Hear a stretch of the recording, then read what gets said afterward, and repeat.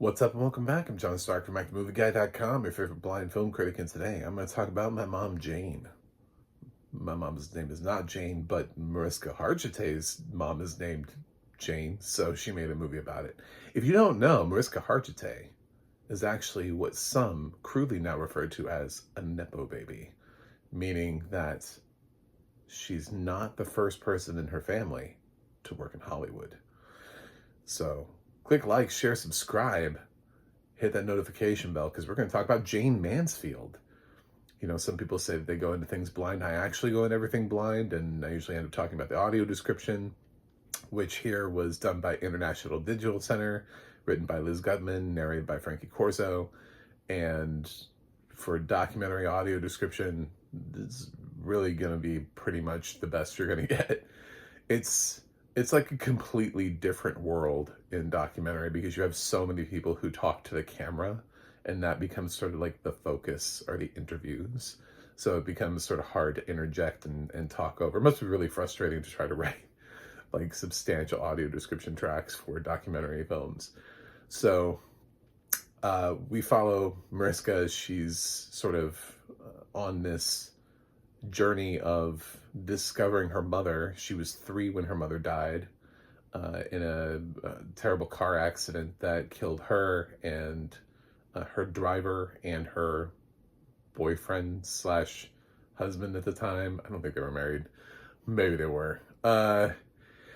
Saw the movie and I still don't remember.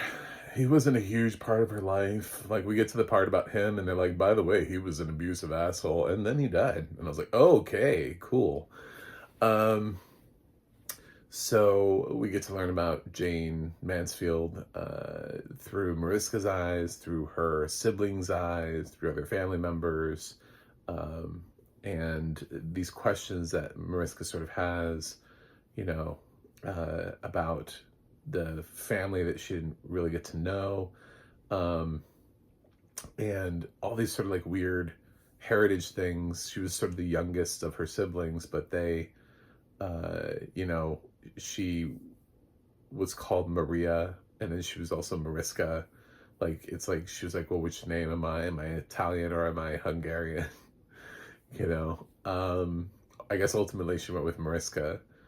And there are a lot of revelations that I don't want to spoil because I want you to watch the movie about things that she finds out after the fact, you know, as she grows up, and things that she ends up having to ask her dad about, and just the kind of continuous revelations that you would think like the one thing would be big enough. You know, lost my mom and she was famous in a car accident. Let's talk about that. There's actually far more. I would say the documentary actually got more interesting in the second half, because it felt like that was when they really started letting things, like the big things, come out. The first half is sort of like who is Jayne Mansfield? Like, do you know who she, do you know who she is? Like, you know, what kind of roles did she get? Where did she make appearances? Old footage of her in like talk shows and stuff, and game shows from the time period. She died rather early. She was only in her 30s. So there's not a massive body of work there. But she did start working also when she was really young. So it's amazing how quickly a career can sort of seem like it's rising and then falling in just such a short period of time. She goes from being sort of like on the come up to just doing sort of like nightclub gigs by the time, and she's just in her 30s. So it's not like she's completely aged out of Hollywood. If we told anybody now in their early to mid 30s that they were aging out of Hollywood, like, they'd lose their minds. We have people in their early to mid 30s in Hollywood who are playing high school students. So I don't, I think they'd be like, how do I possibly age out of Hollywood?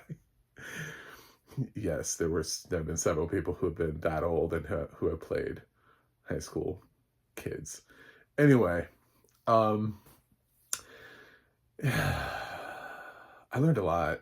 Honestly, like I know who Jayne Mansfield was, but I'm not, I wouldn't say I'm an expert on Jayne Mansfield by any means.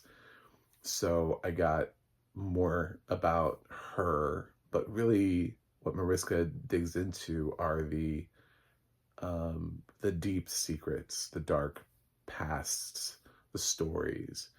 And if you've ever seen me complain about a documentary about a person before, I frequently encounter problems because oftentimes we make a documentary or a biopic about somebody while they're still alive and they're able to sort of exert a certain amount of influence over the film. And then you get these weird sort of like, feels like we're sidestepping around maybe all the bad and we're trying to make this like really good, wonderful, pleasurable film about somebody, and we don't really understand the complexities, the complications, trials, tribulations, anything that they went through, because we don't want to show any of the blemishes. The film often dodges that. Occasionally you get a film where either the documentary filmmaker feels like they're really pushing back, or it really feels like, based on the content and the subject matter of what's being included, that the person is like, no, I want people to really know what I went through in my life. And then they dump the shit in there. It's rare, but not impossible. And then you also have films that simply just aren't, even after the fact, even when they're not alive and there's nobody to exert and the family doesn't care, they're still just like not, they're still just like idol worship. Like, oh my God, you were amazing, and I can't believe I get to make a movie about you. Here, Mariska obviously, I'm sure, has great affection for her mom and this great connection, even though she was only 3 when she passed. She has this,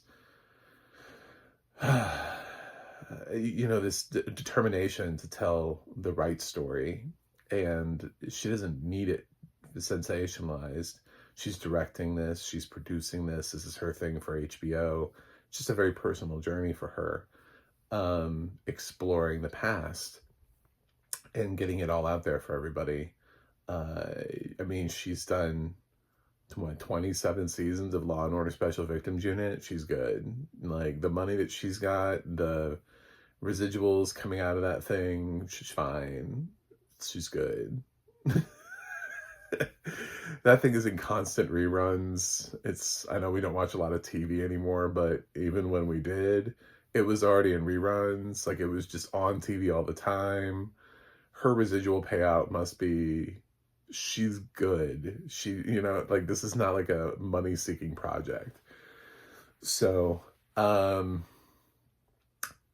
truly think that she wanted to have the most honest portrayal, and so she lets it all come out.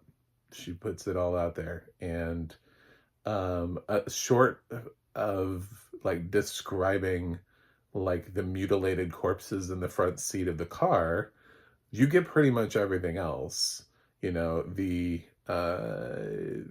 car accident, when we get to it, is described pretty well in detail, even in the audio description, the shots of the car itself. And then for the kids that survived it, she was the youngest. She doesn't really remember. She doesn't get to talk too much about remembering what it was like being 3 years old and being in a horrendous car accident.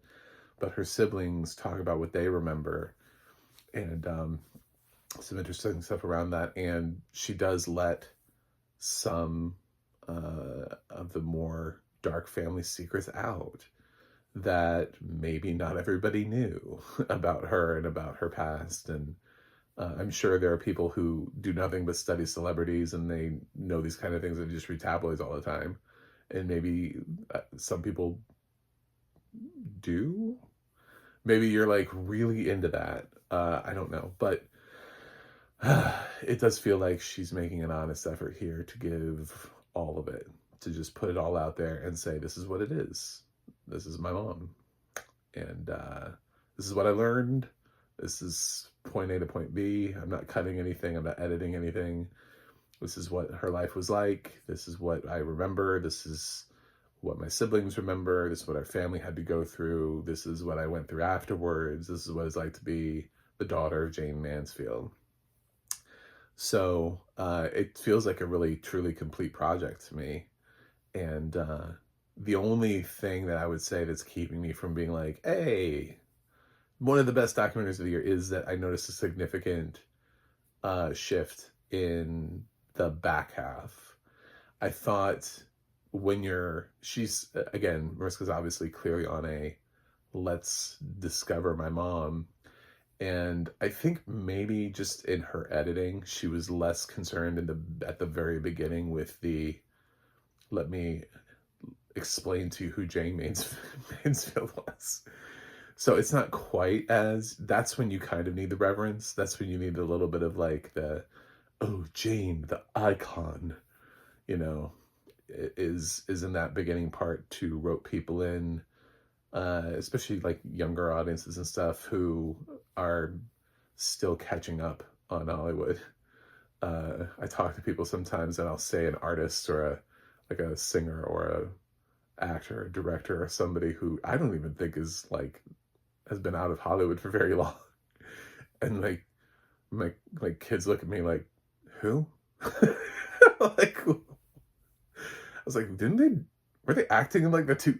Anyway, so yeah, I feel old all the time. So if I can't get people to know like who, I don't know, Diane Keaton is and Jayne Mansfield, yeah, I mean, it plays to people like me who, I'm a YouTube critic. Of course, I can know who Jayne Mansfield is. I have a degree in cinema studies. I know who she is.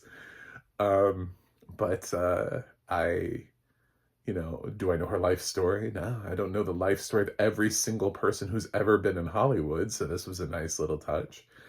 And yeah, I was aware of Mariska being a second generation. And I think she's made it on her own. I don't think she walked into the room with people going, oh my God, that's Jayne Mansfield's daughter. We have to cast her. I don't think that happened for her. She has a completely different name. The other day, I mentioned to somebody that Hannah Einbinder is second generation, and they were like, what? And I was like, yeah. It's easier for women because they end up taking their dad's name. So you don't make the connection if the mother was the famous one. So it just kind of bleeds on down from there. I think everybody knows Gwyneth Paltrow is second generation, but they don't make the connection to Blythe Danner. It's just a different name. But anyway, so yeah, should you watch My Mom Jayne? Yes. If you fall under these categories: A, you like old movies. B, you want to know more about Jayne Mansfield. C, you consider yourself a movie buff and you are trying to do what I'm doing and you have no prior knowledge and of movies or Hollywood before, so you need to educate. And this movie will do that for you. It's a movie about an actress who was substantial in her contribution to Hollywood. Not like an Academy Award winner, but she was sort of somebody who died too early, who was hot at the time. I don't want to say quite to James Dean's level because his thing is so unique. The fact that he only has like 3 movies to his name and he's so iconic. That's really hard to pull off, to be that iconic that quickly and to stay that iconic for as long as James Dean. But it's a little like that. It's pretty close. So I'm going to give My Mom Jayne an A-. I really liked it. I think Mariska really went all in on this, and I appreciate her openness and willingness to dive into some really hard topics and to get in there and tell the whole story, to tell everyone who Jayne Mansfield was, good or bad, and then what that meant for her growing up as Maria Hargitay, or Mariska Hargitay, as it were. Anyway, it's on Max with audio description, HBO Max, whatever they call themselves now. I don't know when you're gonna watch this. They keep changing their name, so whatever they're called, Fun Plus, I don't know. Seriously, that could be a real name by now, by the time you watch this. Anyway, thanks for watching, thanks for subscribing, and I'll see you guys on the other side.